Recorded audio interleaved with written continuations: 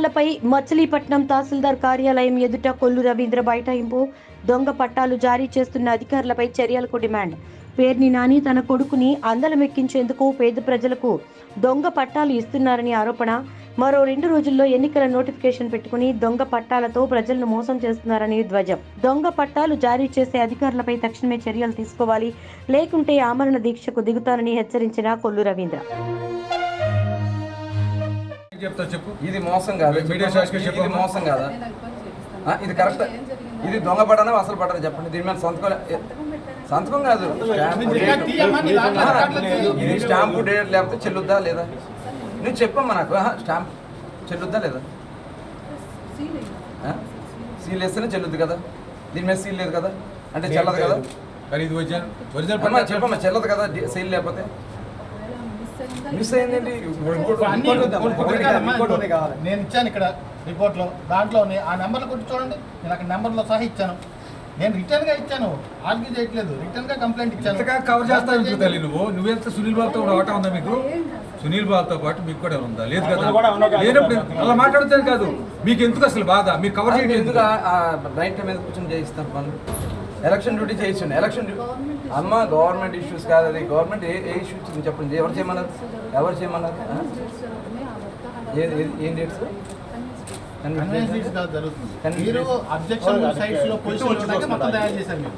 ఇక్కడే ఉంటుంది అమ్మ, బండితో సహా మంచి కూడా లోపల ఉంటున్నాడు.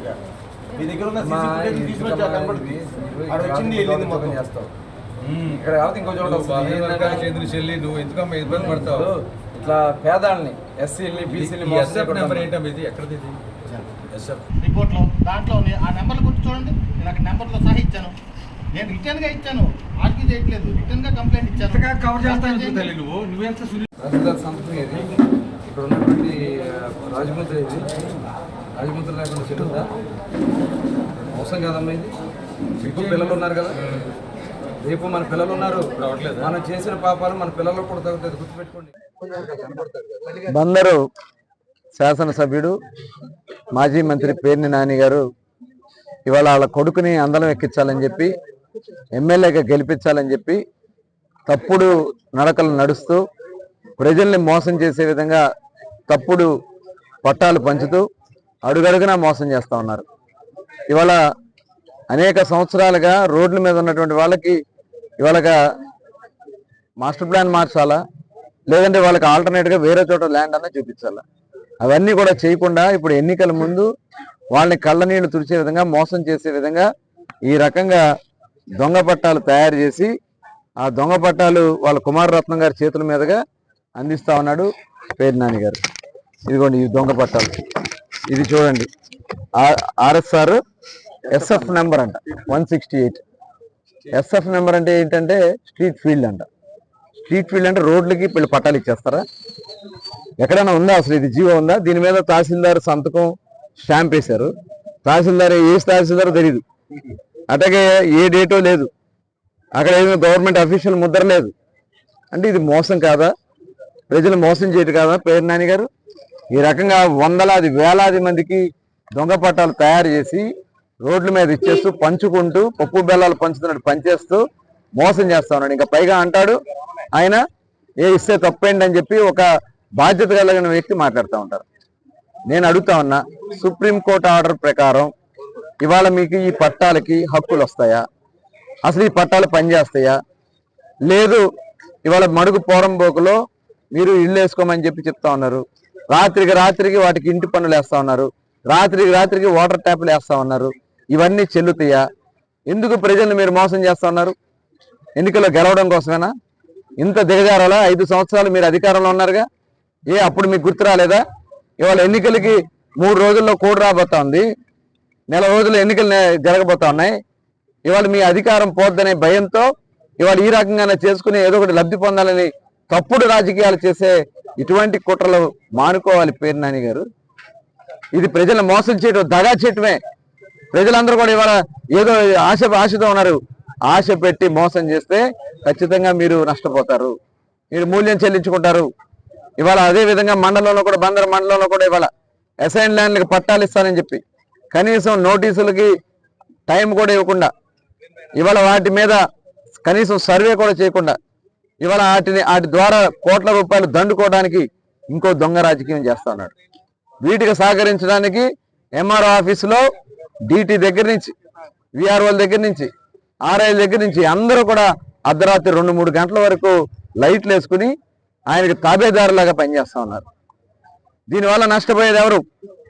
ప్రజల్ని మోసం చేయడం వల్ల ప్రజలు నష్టపోతా ఉన్నారు.